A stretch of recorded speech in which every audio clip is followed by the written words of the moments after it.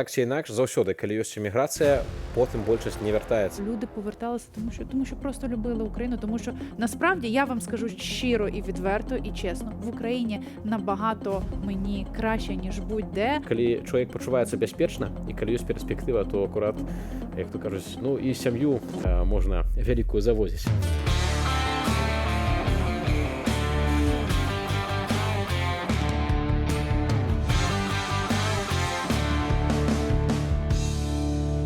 Вітаємо вас! Це «Безвіз», програма, у якій ми без цензури та без кордонів обговорюємо важливі для наших країн теми. Вітавці! І Тацяна Іванська, спадарства, дзякую, што вы застаецеся з намі. Для нас гэта вельмі і вельмі прыемна. Сёння мы хацелі пагаварыць пра такую тэму, ну, як бы ведаеце, я насамрэч таксама сведчанне гэтай тэмы, таму што мы гаворым пра тое, колькі людзей з Беларусі выехала з Украіны, таксама якія ўвогуле былі дэмаграфічныя працэсы ў нашых дзяржавах, так? Вось як гэта адбывалася, бо ўсё ж такі так ці інакш нас становіцца ўсё менш з кожным годам. Ну, я тобі скажу, я досліджувала, так, не як науковець, а як журналіст я досліджувала цю тему. Я тобі скажу, що демографічні кризи зараз майже в кожній країні, і кожна з країн з цим стикається. Єдине, що, звичайно, на них так само впливають обставини. Та? Десь, якщо в Європі, наприклад, просто молодь не хоче зараз мати дітей, вони хочуть жити для себе, то, наприклад, в Україні на це також впливає на народжуваність, на кількість людей, які живуть в Україні. Звичайно, що впливає війна, в першу чергу, так, ну і економічні якісь важелі. Так. Беларусь, здаецца, таксама як бы не выпадае з гэтага тренду дэпапуляцыі, насамрэч агульнаеўрапейскага, але сапраўды, вось як Тацяна згадала пра надзвычайныя абставіны ва ўкраіне, пра вайну і чаму таксама людзі вымушаныя з'язджаць у бяспечныя краіны. У Беларусі сітуацыя падобная, але не вайна, а рэпрэсіі. І праз гэта таксама велізарная колькасць беларусаў з'ехала. Давайте паглядзім вось мой сюжэт пра тое, якія былі дэмаграфічныя змены ў нашай краіне ад часоў атрымання незалежнасці. Цяжкая гісторыя войны і рэпрэсіі. Крывавыя землі, як піша пра наш рэгіён амерыканскі гісторык Тымаці Снайдер. Хтосьці лічыць, пасля ўсіх няшчасцяў беларусаў засталося няшмат. Але гэта не зусім так.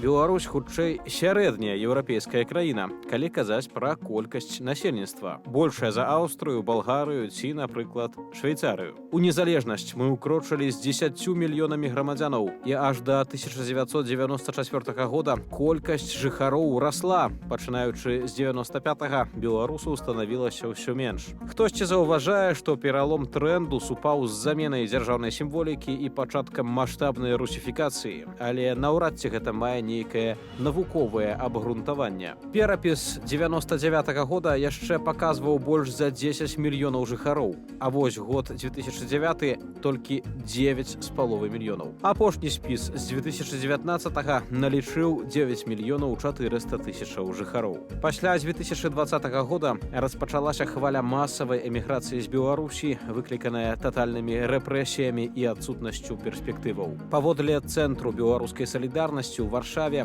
у адной толькі Польшчы не менш за 300 тысячаў грамадзянаў Беларусі. У Літоўскай рэспубліцы не менш за 60 тысячаў. Беларусы ўцякаюць у Грузію, Чэхію, ЗША і іншыя краіны. Рэжым аб'явіў барацьбу з мігрантамі. Лукашенко забараніў консульствам выдаваць пашпарты, а даверанасці, напрыклад, на нерухомасць ці атрыманне дакументаў, аформленыя за мяжой, проста не прымаюць у Беларусі. Прапагандысты адкрыта здзекваюцца, прапануючы палітычным эмігрантам вяртацца і сядзець у калоніях. Тых беларусаў, якія хочуць адведаць радзіму, лукашэнкаўцы сапраўды нярэдка арыштоўваюць. Раз'яднанасць сем'яў, адарванасць ад роднай зямлі. Гэта таксама трагедыя.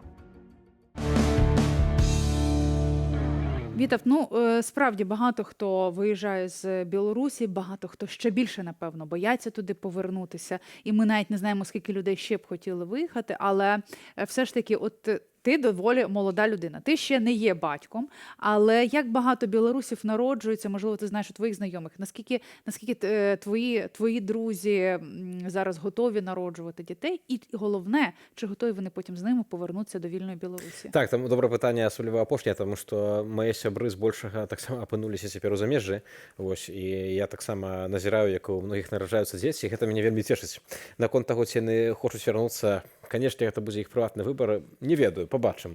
Але так ці інакш заўсёды, калі ёсць эміграцыя, потым большасць не вяртаецца. Гэта як бы проста з доследаў мінулых таксама і з досведу таксама над іншымі народамі, так яно проста адбывалася ў гісторыі.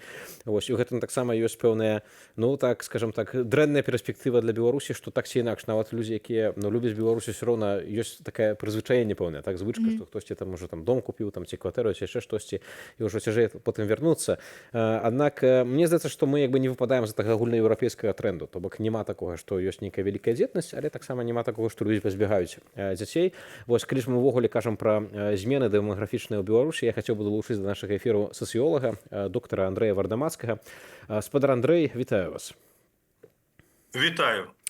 Ну вось мы ведаем, што пасля так склалася, не ведаю, ці гэта супала, ці гэта сапраўды праз нейкія палітычныя прычыны, што насельніцтва Беларусі расло акурат да 94-95 года, а пазней колькасць насельніцтва ў Беларусі пачала зніжацца. На вашу думку, ці гэта Беларусь проста патрапіла ў такі агульнаеўрапейскі трэнд, ці ўсё ж такі тут, вось, як мы згадвалі, былі і палітычныя прычыны нават да пачатку паўнамаштабных рэпрэсій у 2020 годзе?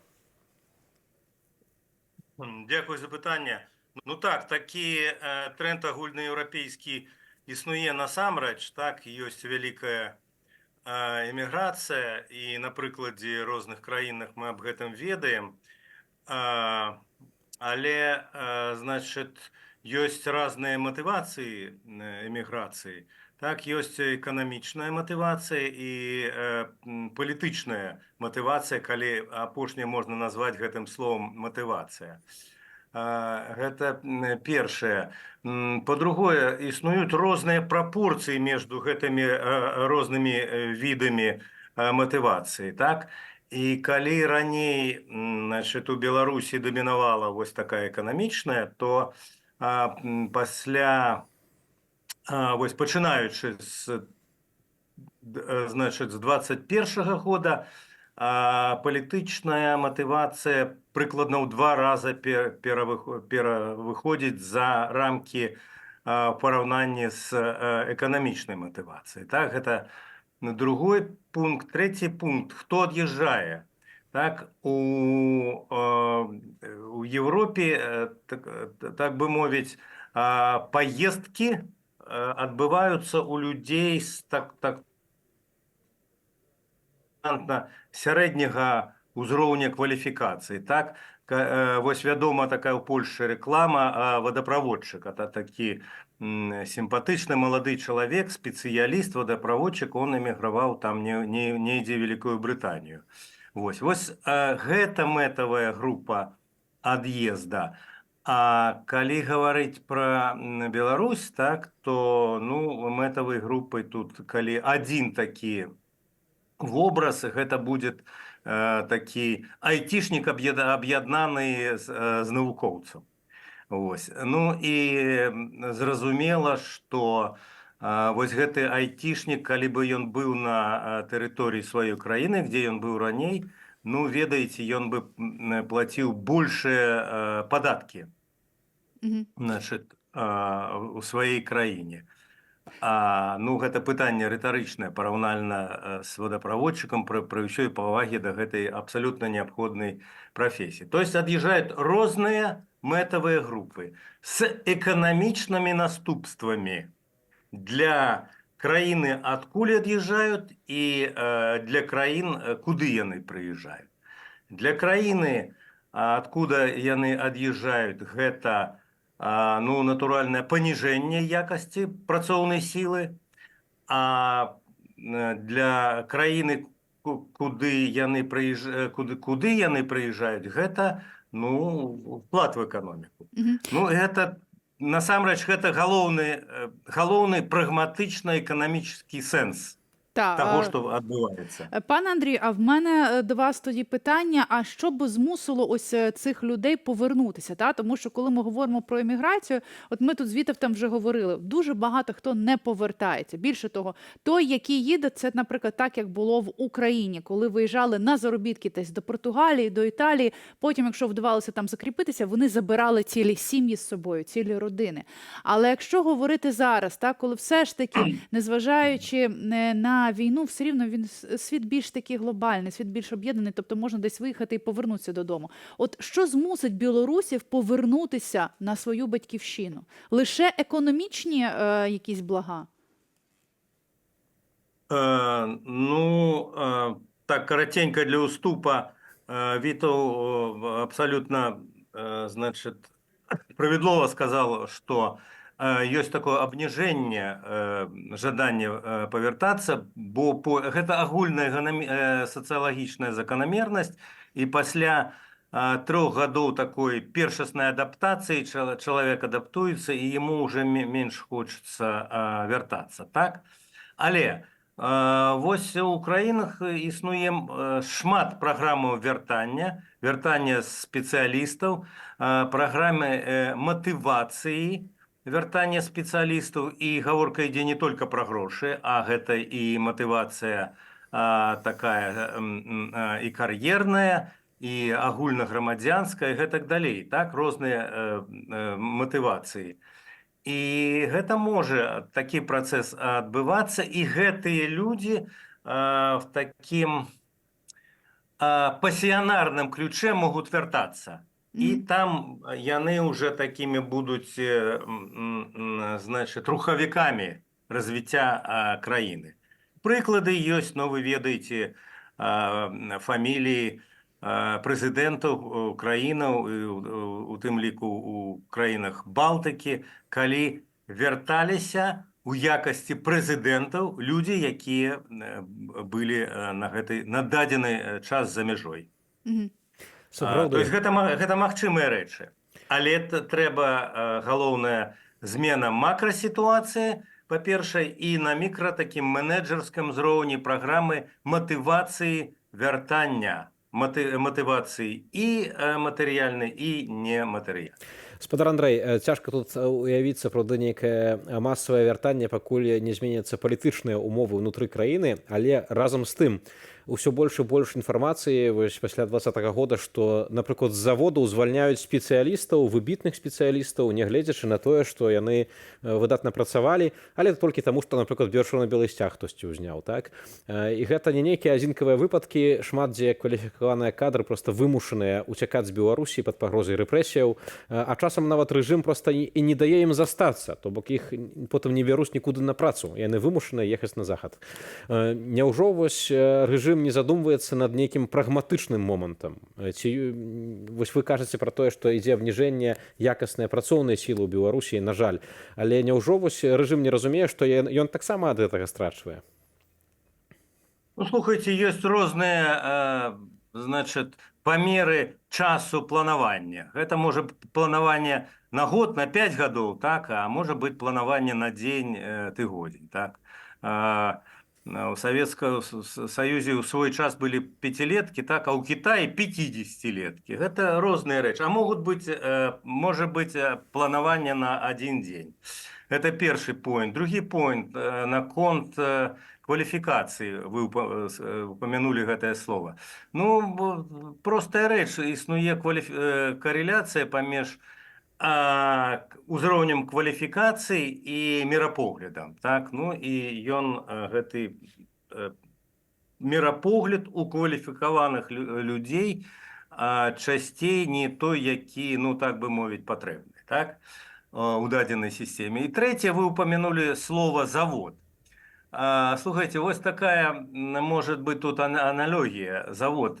Уявіце сябе такарны станок, так, які працуюць на заводзе, і ў гэтым такарным станку есть такая неабходная, найбольш важная частка – рэзец. Так вот, гэты рэзец можна зрабіць і звыкла он, значит, робіцца з цвёрдых металаў, сталь, хром, храміраваная сталь і гэтак далей. Но, але гэту цвёрдую частку вельмі умацаваць трудно там, значит, у той часткі ўсёй прылады, якая трымае гэты рэзец. А можна ўжываць мягкі метал, медь там ці што, які лягчэй замацаваць у сістэме станка, вы разумееце аналогію, але ён будзе, значит, працаваць з горшай якасцю. Горш рэзаць, значит, апрацоўваць метал. Вось гэта полная аналогія. Вось уявіце себе, калі усе станкі з рэзцамі будуць у дадзенай той ці іншай краіне з мягкім металам на рэзце. Это просто обрушение якості металоапрацовки. Так, пане Андрію, але, власне, якщо дивитися на ситуацію в Білорусі, то владу Білорусі, в принципі, все влаштовує. Наскільки сучасній владі Білорусі якраз вигідно, щоб білоруси виїжджали, мігрували зі своєї країни? Ну, тут супрацьлеглыя рэчы і супрацьлеглая матывацыя. Ну, з палітычнага пункту гледжання это выгодно. І калі гаварыць так у тэрмінах сацыялагічна-кібернетычных, ідзе такі працэс нівелирования разностайных элементов. То есть элементы, то есть люди, яны павінны быць падобны адзін аднаму. Так? А развіццё гэта калі магчыма развіццё тады, калі ёсць разнастайнасць элементаў у сістэме. Вось, идет такая нівеліровка. І гэта з палітычнага пункту гледжання рэч карысная для дадзенага типа сацыяльнай арганізацыі.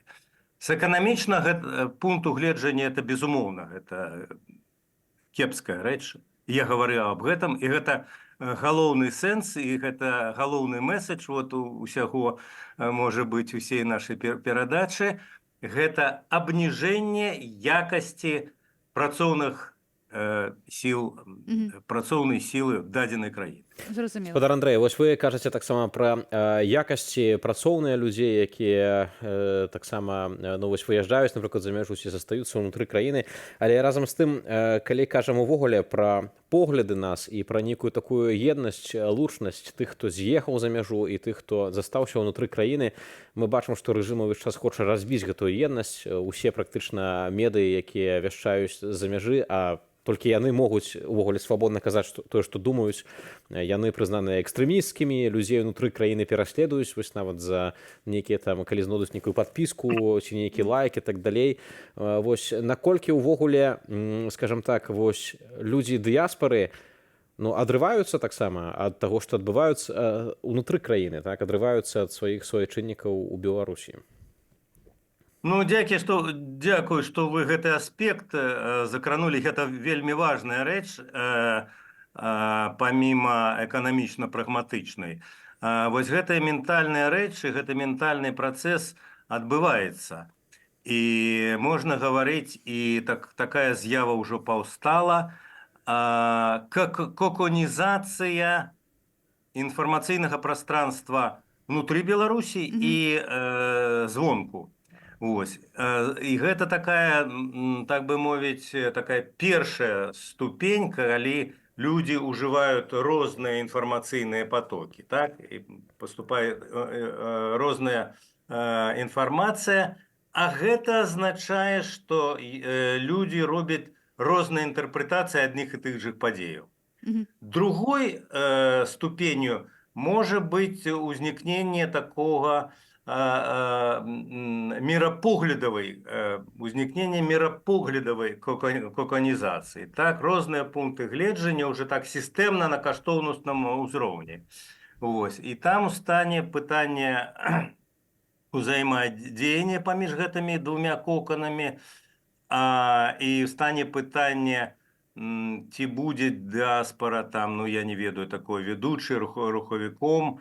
Нейкія тут прыклады ўспамінаюцца, Тайвань, які прадукуе там большую часть чипаў у глобальнай скале і гэтак далей. Так? То есть як яны будуць між сабой узаемадзейнічаць. Ну, прикладом такого кокона, двох таких коконів з'являються стосунки до війни зараз в Україні, так? І той кокон, який існує ось у діаспорі, можна обозначити формулою «не війні», «нет війні», «no war». А той кокон, який існує, формується, сформулювався уже, сформувався, гэта внутрі нема війни, нет війни, there is no war. І гэта з той нагоды, што людзі атрымоўваюць абсалютна розныя інфармацыйныя потокі наконт вайны, розныя інтэрпрэтацыі са сродках масавай інфармацыі і нават не адчування таго, што вайна адбываецца ўнутры Беларусі. Гэта прыклад. Будуць з'яўляцца іншыя прыклады там пры інтэрпрэтацыі палітычных падзеяў, гэтак далей. Спадар Андрэй, сапраўды, ну гэта, я думаю, таксама пэўны трывожны званок для нас і таксама заданне для нас у дыяспары, што рабіць так, каб гэтая еднасць ўсё ж такі з людзьмі ў Беларусі захоўвалася, бо вядома, што змены ўнутры могуць прыйсці ад людзей толькі унутры. Спадар Андрэй, вялікі вам дзякую, што далучыліся да нашай праграмы. З намі на сувязі быў доктар Андрэй Вардамацкі, сацыёлаг. Вось такія падрабязнасці. Я пропоную зараз подивитися, що з демографічною картиною зараз в Україні. Ми подивимося, а потім поговоримо ще з нашим експертом, що на кого впливає. Кохайтеся, нас має бути 52 мільйони. Цю фразу з соціальної реклами початку 90-х пам'ятає чи не кожен українець. Втім, вже на той час такої кількості громадян в Україні не було. Пік народжуваності населення припав на 93-й і з того часу постійно знижувався через високу інфляцію, економічну нестабільність та високу смертність. Працездатні українці у пошуках роботи та сталого заробітку виїздили за кордон і часто там залишалися, забираючи з собою сім'ї. Перший і наразі єдиний перепис населення провели у 2001 році. І тоді українці дізналися, що нас не 52, а 48,5 мільйонів. З того часу точної кількості українців ніхто не знає. Попри те, що перепис населення мають проводити раз на 10 років, влада та політичні еліти відмовлялися від нього, аргументуючи це браком грошей у бюджеті. Ситуація значно погіршилася у 2014 році із початком війни в Україні. Чимало біженців зі сходу країни виїхали за кордон або стали внутрішніми переселенцями. Точної їхньої кількості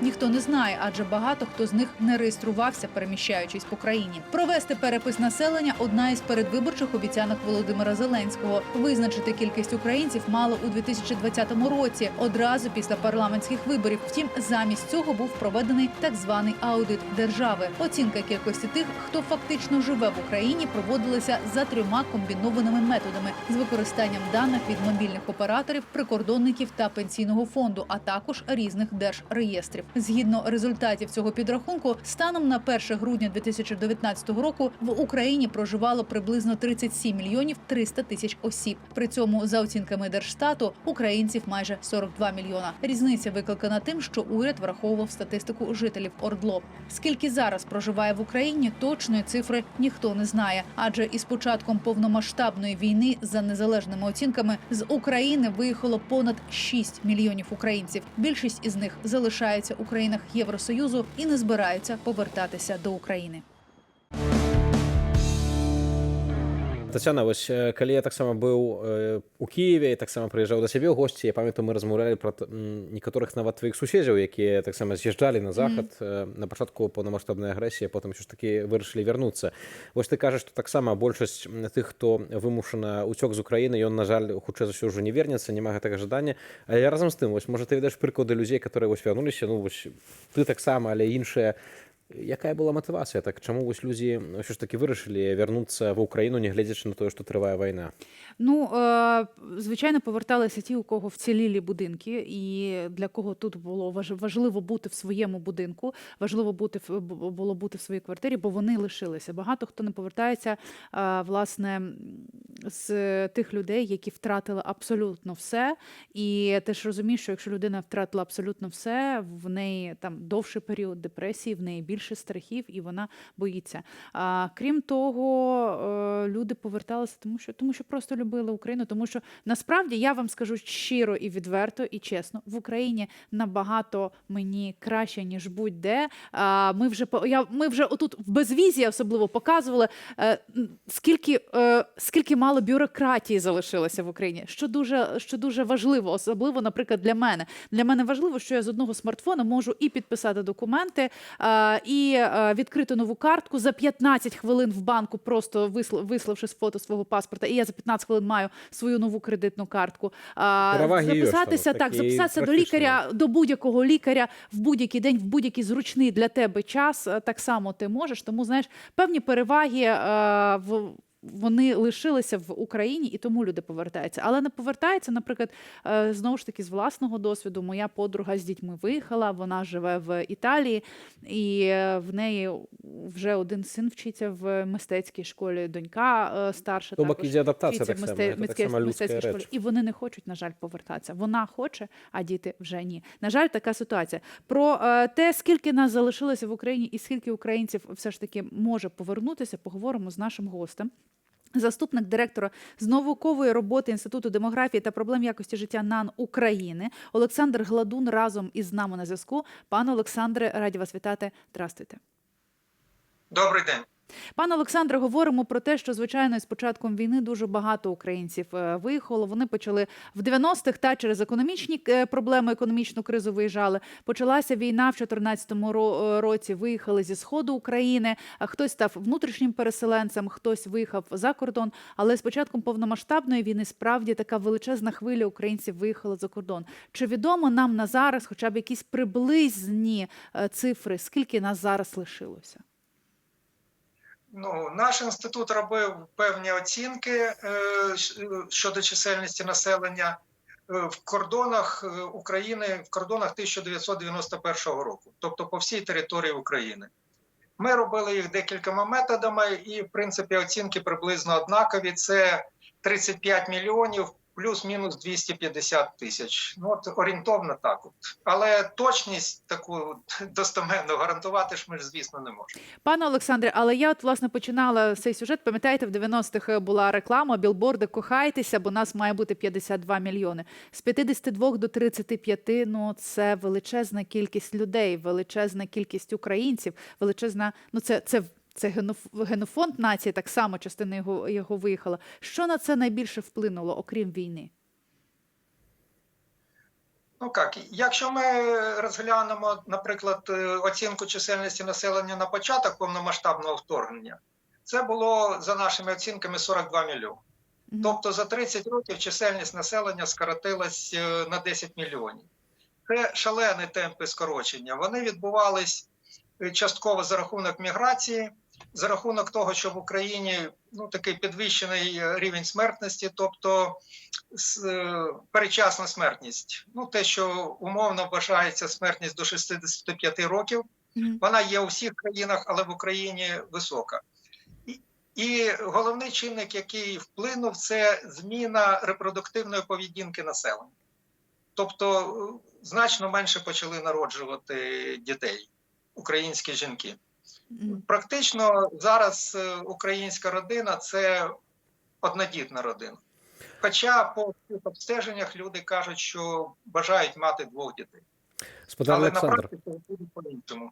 Вось калі мы кажам таксама пра прычыны дэпапуляцыі, вось часта называюцца эканамічнай прычынай, што людзі выязджаюць, але разам з тым мы бачым, што ў заходняй Еўропе, ў краінах заходняй Еўропы таксама ідзе дэпапуляцыя, і людзі, нягледзячы на тое, што маюць добры эканамічны ўзровень жыцця, ўсё роўна, скажам так, не хочуць мець больш за 2 дзяцей, частка больш за адно дзіця ў сям'і, або ўвогуле не хочуць мець дзяцей. Так, ці гэта, на вашу думку, можа быць, ва ўкраіне таксама ёсць пэўны пэўны такі агульнаеўрапейскі тренд, што тут не толькі праз эканамічныя ўмовы, но але таксама і праз такія агульнасусветныя нейкія тэндэнцыі. Ну, взагалі, це загальноцивілізаційний тренд, що з підвищенням рівня життя, збільшує завантаженості там на роботі, народжуваність поступово зменшується. Тобто це якби відбувається практично у всіх країнах, тільки у різний час. В багатьох азіатських країнах зараз теж рівень народжуваності зменшується. І в Європі він також зменшується, і він не забезпечує природного відтворення населення. Але питання в темпах і як це все вирішується. Якщо в Європі там в середньому 100 жінок народжують 170-180 дітей, а для простого відтворення населення треба, щоб це було приблизно 220 дітей, то в Україні напередодні повномасштабного вторгнення 100 жінок народжували 116 дітей, тобто вдвічі менше, ніж потрібно.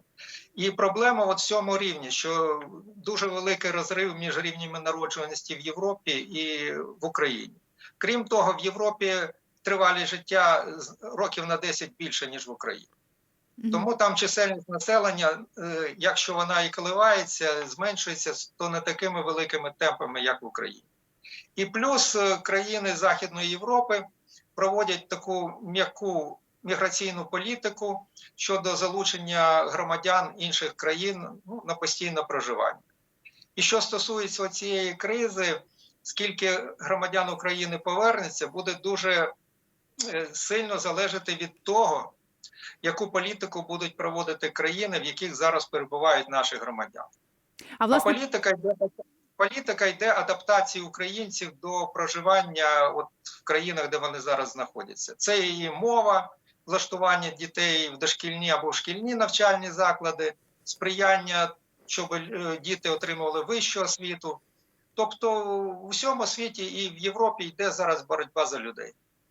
Пане Олександре, а от, власне, що має зробити українська держава, українська влада, щоб повернути українців? Ми вже чули заклики президента про те, що повертайтеся додому, особливо ті, кому безпечніше, так, ті, хто живуть в більш-менш безпечних містах України. Не знаю, чи такі зараз існують, тому що зараз скрізь небезпечно, але тим не менше, так, були заклики повертайтеся з-за кордону. Що має зробити влада, що шукатимуть люди після перемоги в Україні, щоб повернутися сюди? Під час війни навряд чи люди будуть повертатися, незважаючи на заклики президента. Статистика свідчить про те, що з кожним місяцем кількість громадян України за кордоном потроху збільшується. Щодо повернення, як на мене, будуть мати визначально два чинники мати ролі. Це, по-перше, наявність житла, і, по-друге, наявність роботи. Чи буде нормальна робота, нормальний заробіток, чи може держава це забезпечити своєю політикою? Не обов'язково це повинні бути там державні установи якісь, а політика щодо працевлаштування і належної оплати праці. Зараз Міністерство соціальної статистики розробляє стратегію демографічного розвитку України там до 40-х років. Вона ще не оприлюднена, але там визначені основні напрямки щодо підтримки сім'ї, сприяння народжуваності, потім заходи, які повинні вживатись, щоб зменшити рівень смертності, і в тому числі найбільш дискусійним, мабуть, є це міграційна політика. Тому, в принципі, теоретично це проробляється, але як це буде реалізовано, сказати зараз важко, і дуже багато буде залежати від того, як буде фінансуватись реалізація цієї стратегії. Спадар Александр, яшчэ адзін момант, ён вельмі такі трагічны, балючы. Мы ведаем, што расійская агрэсія забівае не толькі украінскіх вайскоўцаў, але і украінскіх цывільных. Так, цэлыя гарады былі практычна знішчаныя, асабліва на ўсходзе ўкраіны.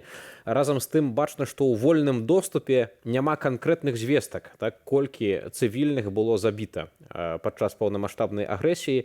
У прыватнасці ААН падае лічбу там каля 10 тысячаў, хаця бачачы кадры з усходу Украіны, здаецца, што гэта нейкая гранічна нізкая, скажем так, на жаль. Це ми ще скільки не знаємо, скільки вони були. Ці ўвогуле ёсць нейкія ўвогуле звесткі і як падлічыць таксама колькасць забітых цивільних українців? Зараз ми не зможемо оцінити точно, скільки цивільних загинуло під час оцих терористичних обстрілів різних міст. Я навіть можу сказати, що і після закінчення війни ми до однієї людини ніколи вже не порахуємо. Мгм. Якщо згадати, наприклад, Маріуполь, то там багато людей просто під уламками будинків залишились, і ці будинки заливали потім бетоном. Крім того, росіяни там використовували мобільні крематорії не тільки для своїх солдат, але і для місцевих жителів. Частина людей зі східних територій переселилася або вимушено, або добровільно під тиском різних обставин на територію Російської Федерації, де їм видали російські паспорти. І як все це порахувати, дуже складно. Пане Нам Олександре, треба буде провести перепис населення, і після цього там є демографічні методи, якими можна оцінювати втрати населення. Оце якби більш наукова задача, і ми її будемо займатися після закінчення війни. після нашої перемоги. Так, пане Олександре, і все ж таки, знаєте, хочеться десь завершити на якомусь позитиві. Можливо, це моя інформаційна бульбашка, але хотілося б запитати, чи якось війна впливає на народжуваність дітей, тому що, знову ж таки, в мене зараз дуже багато знайомих, хтось народжує першу дитину, хтось народив вже четверту дитину. І якось довкола, чи, можливо, це під час війни сприймаються новини про народження дітей, знаєте, так яскраво? Чи все ж таки, справді, під час війни і після війни можна очікувати такого бебі-буму? Ну, ми не очікуємо бебі-бум. Після війни відбувається так зване компенсаційне підвищення народжуваності. Тобто ті народження, які люди планували на час війни, але сталася війна і вони не змогли реалізувати свої плани. Але в Україні ми не очікуємо бебі-буму, хоча перші 2-3 роки може бути невеличке підвищення рівня народжуваності. Для того, щоб вивести рівень народжуваності хоча б на загальноєвропейський рівень, це повинна бути проведена певна і така, можна сказати, рекламна кампанія, але взагалі це повинна проводитись політика по підтримці сім'ї, потім заробітна плата, так, щоб родина могла утримувати нормально і виховувати дітей, забезпечення можливості гнучкого робочого дня для жінок, щоб вони могли поєднувати і роботу, і догляд за дитиною. Тобто це настільки комплексна проблема і дуже велика. І ті демографічні проблеми, які стоять зараз перед Україною, не стояли ніколи перед жодною країною світу. Ну, будемо вірити, що після перемоги Україна буде ще й перемагати у народжуваності. Ну, принаймні, усім молодим українцям цього бажаємо. Пане Олександре, дякую вам. Олександр Гладун був разом із нами на зв'язку. Бачу, хотілося все ж таки на чомусь більш позитивному, але як казав класик, один із наших президентів, так? Але все ж таки треба вірити. Ведаеш, я часто думаю про тое, што ёсць гэтая праблема ў тым, што нас становіцца ўсё менш. Аднак гэта не павінна быць такой трагедыяй. Адна справа, вядома, калі ведаеш, людзей забіваюць, гэта трагедыя. Але калі мы гаворым про тое, што вось проста так атрымоўваецца, што меншае насельніцтва, так далей, пытанне яшчэ не толькі ў колькасці, але і ў якасці, так?